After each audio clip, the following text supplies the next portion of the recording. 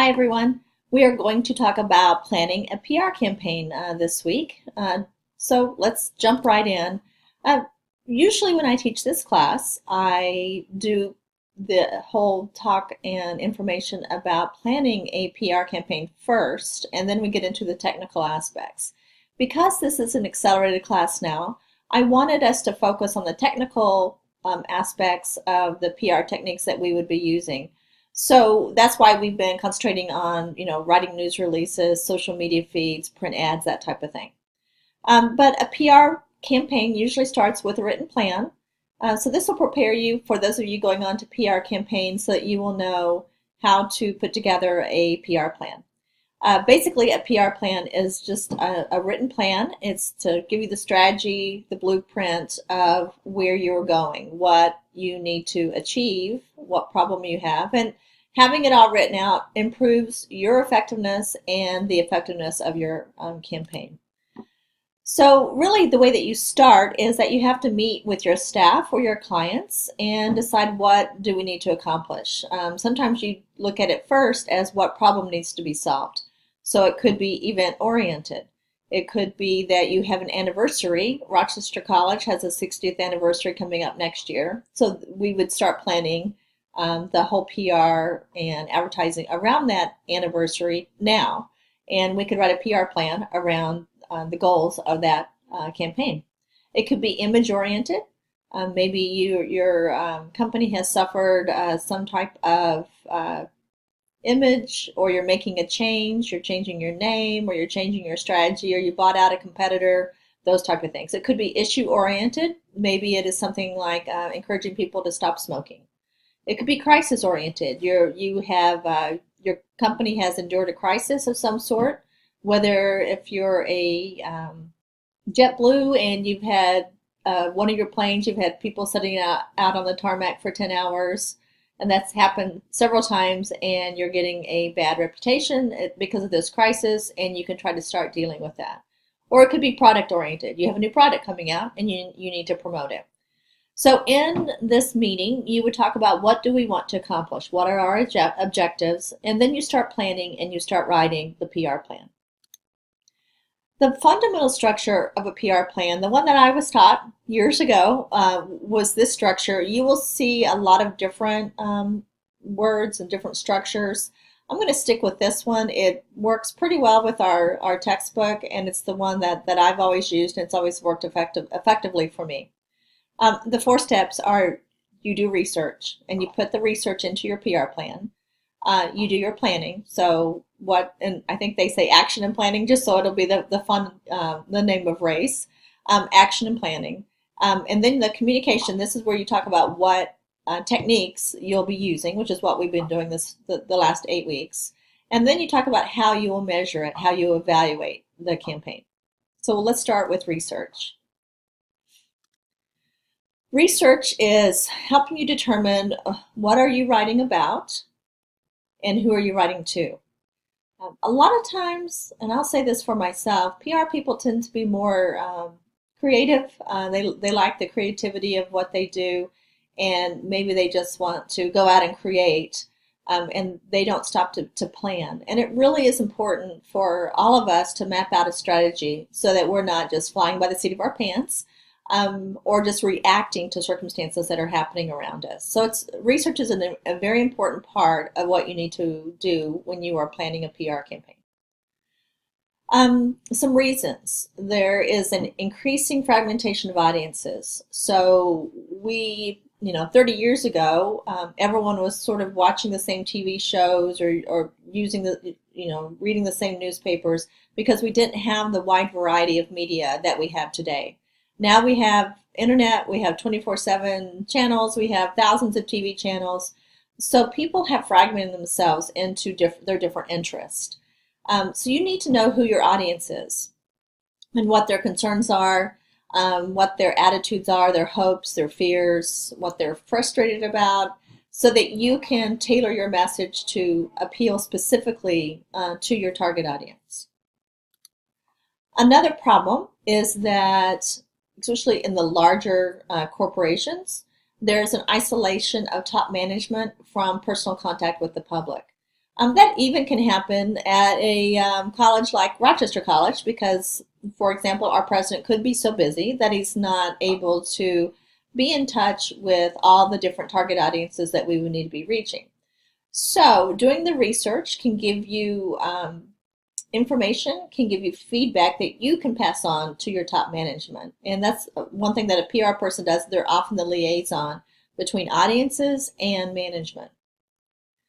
Also, it can help your organization avoid wasting time, effort, and money. Maybe you're trying to attack a problem that doesn't really exist, or you don't really know who your target audience is. And so, if you are going in the wrong direction, research can stop you and help you go in the right direction so that you can be more effective.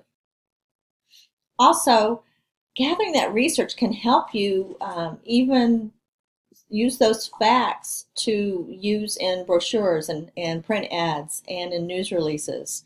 Maybe you're doing a survey of your customers, and the results of your survey can be information that would be valuable to other people and to the media.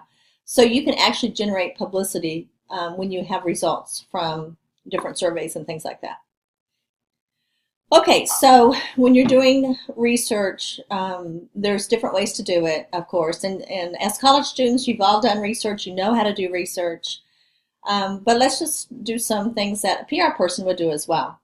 You need to research your organization, and you can look at all your organizational materials. You can look at the GEO website. You can look at the Rochester College website. You can look at brochures. You can look at any kind of documentation and research that your company, your organization has already done.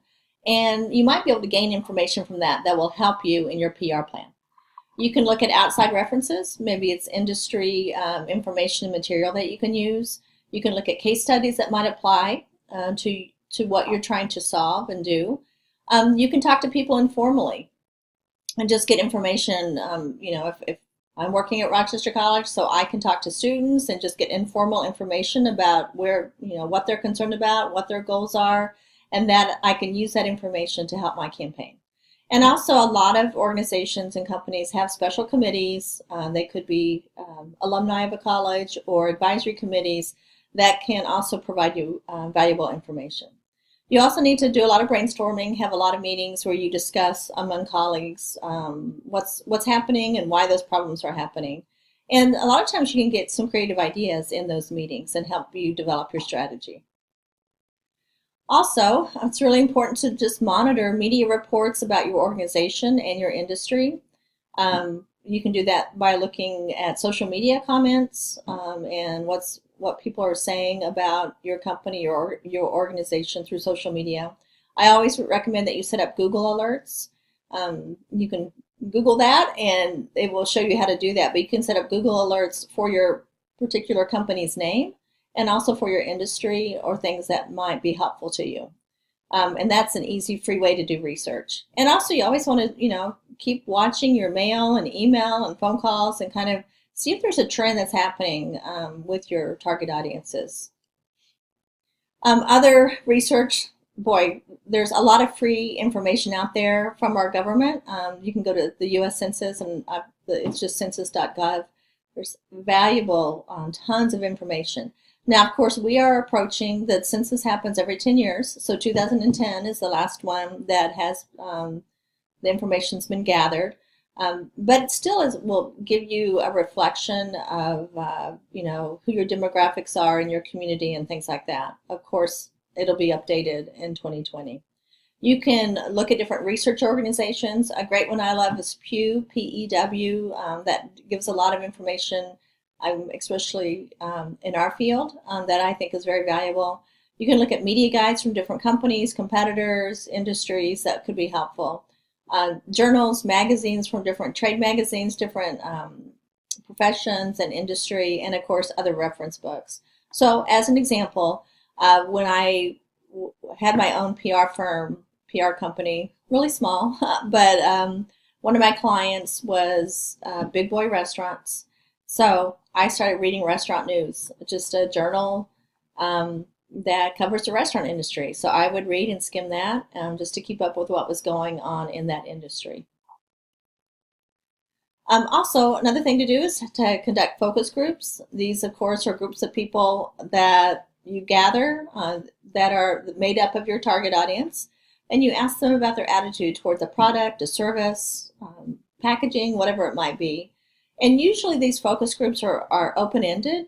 Those are the type of questions you ask. You don't want just yes/no answers. You want to provide interaction and to have dialogue so that you can get information from that focus group. Many times these are only assembled, this group of people only come together once, and you videotape it so that you can watch it over again and watch for nonverbal communication as well as what they actually say. And there are companies that can do focus groups for you, or you can just put one together by yourself as well, and that can be very informational for you. Content analysis is where you would study the content of communication. When I wrote my thesis, I did a lot of content analysis. I was taking publications from different colleges and looking about what they were saying about themselves in their publications, and then seeing if that intended image was actually what was being perceived by their target audience. So I did a content analysis of the words and the tone and the photos and things that they were communicating in their brochures and flyers and packets like that, to see if it matched up with what teenagers at the time, high school students, were thinking about that college. And then you would code it and kind of group different items together, and you could do some research on that. So today we can do content analysis on websites, magazines, newspapers, brochures. There's tons of newspaper clippings. There's tons of things that you can use for content analysis. Another thing, of course, is surveys. It's a main thing that PR people do. You can do a survey to find out what attitudes and perceptions your target audience has. It really is used a lot by PR people, and you can find demographics, which of course are the numbers, the age, the sex, the occupation of those responding to the survey, and psychographics, which is the opinions and attitudes and ideas and fears and things that your audience might have. This next step is the action and planning step, and this is made up of some different elements that we will talk about in a minute. But really, once you do your research, you start from the research you've gathered, you start planning, and you start thinking, all right, what do we need to do to spread, to spread goodwill or an image or an idea or a new product or whatever it could be to our audience. So you're drawing conclusions from your research. The importance of planning, of course, is that you are wanting to avoid the burden of reacting after damage has been done. You want to be proactive. And you're trying to present everything in a positive light rather than in a negative light. And if you are proactive, then usually you can handle things in a more positive manner. So the first thing that you would do is define the objectives. The objectives can be informational. You try to really want to get them to the motivational stage if possible. Informational, though, might just be increasing awareness of an issue, an event, or a product.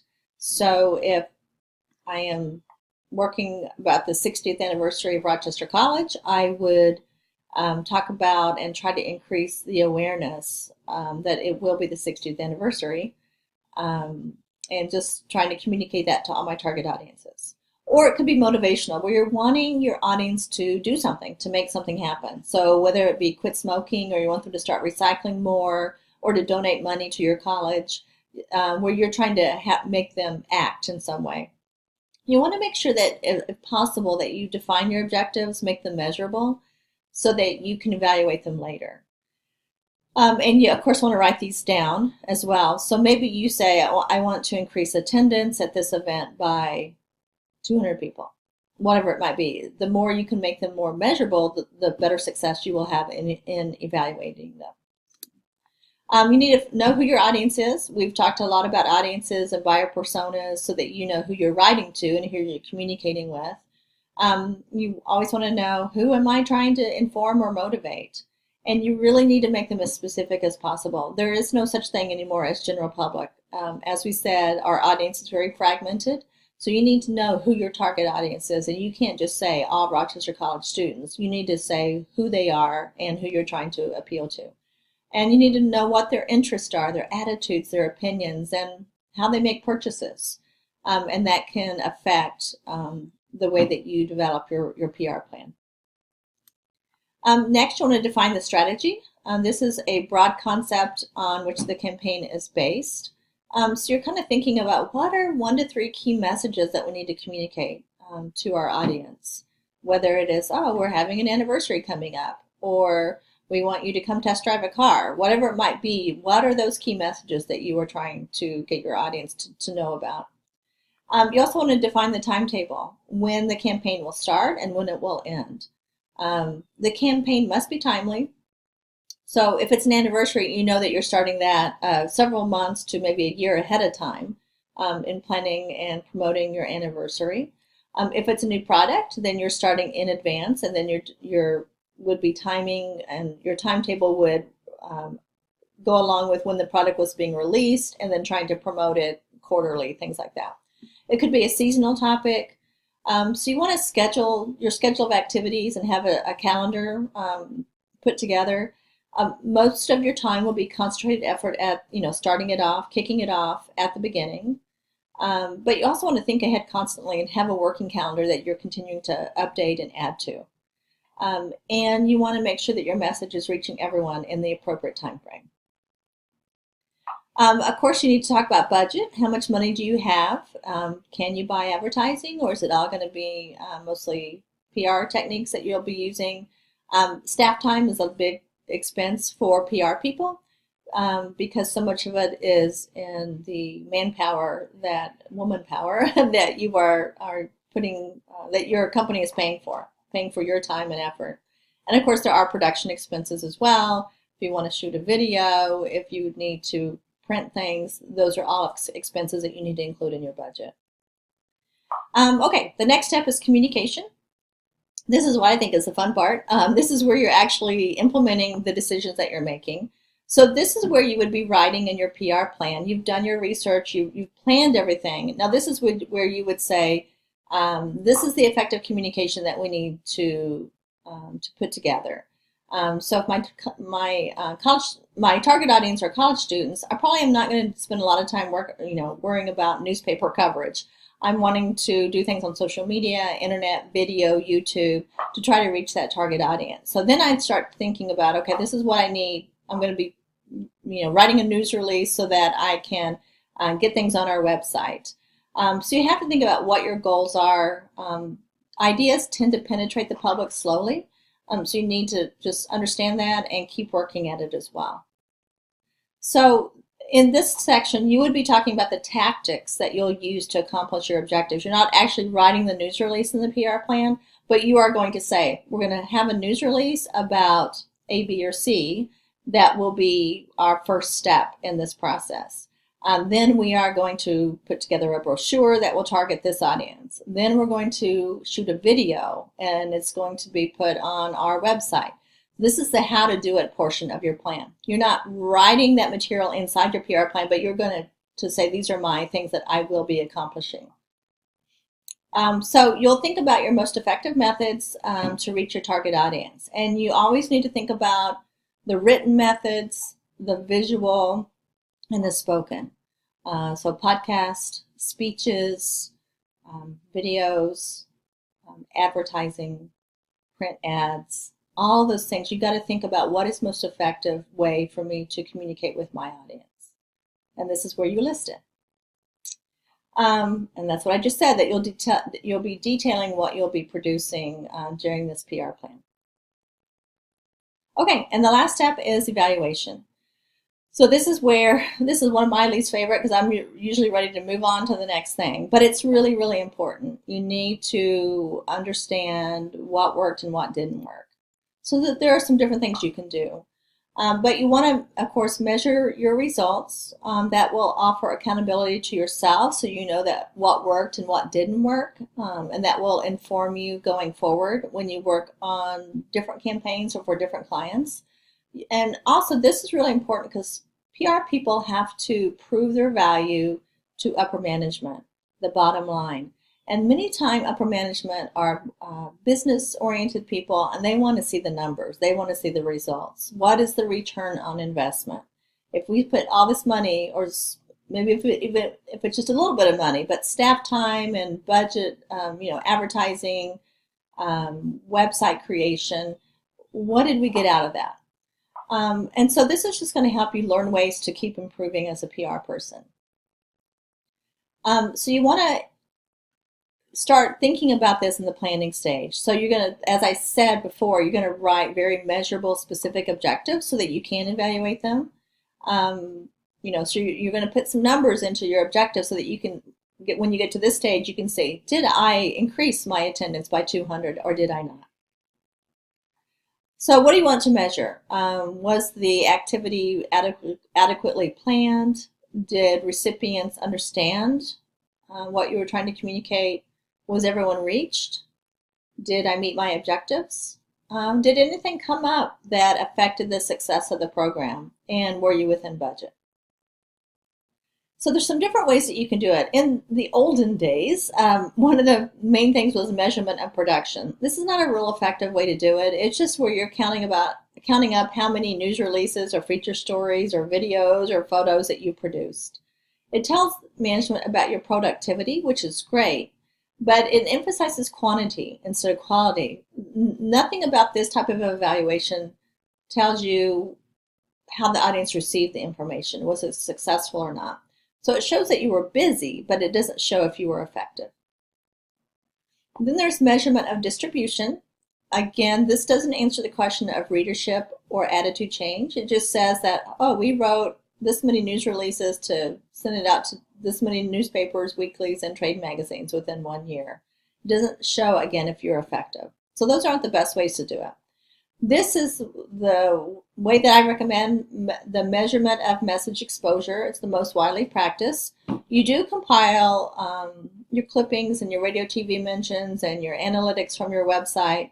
It will show if a media accepted a story. And so you can also calculate gross impressions and cost per person. So if you get a free news story coverage on local TV, you can see how much that local TV station is charging for a 30-second advertising spot. And if your story that they ran, they had a reporter come out, record a story about your anniversary, and it ran for a minute, and you can kind of see how much that minute was worth on that TV station. So you can kind of calculate your value by converting your stories into equivalents to advertising. Also, it's really important, of course, and analytics from websites and social media networks are awesome. It really gives us a concrete way to see what was being effective, what was being clicked on, how much time someone spent there, how many people were repeat visitors, that type of thing. So it's really something that we didn't have this kind of way to evaluate in the past that we now have, and it's an awesome way to do that. You also can measure your message accuracy. See if the media are conveying the key points that you wanted them to convey, and also ask your audience and see if they're receiving the information that you wanted them to receive. And audience acceptance. What does the audience think of your communication? Has their attitude about you changed? Do they feel better about you? Do they feel worse? And you do that through surveys and other monitoring of social media, things like that. And attitude change. Has the attitude of the audience changed because of your communication? And many times you do this with a benchmark study. It's a study that you do before you start your campaign and that you do after that campaign. Same study, and you can compare and see, has people's attitude changed? And remember, it takes a long time to change someone's attitude or opinions and their actions. So you have to be patient. But that benchmark study really gives you some good pointers about whether it's working or not. And measurement of action. Did you get more donors?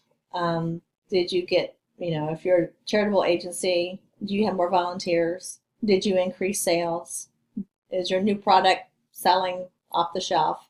Did you pass a proposed bill that you're working on? Did you have good attendance at your conference? Those, of course, are the best ways to measure whether something was successful or not. All right, so that's it. Thanks. I've really enjoyed working with each of you over this course, and I hope it's been beneficial and valuable to you. So thanks a lot.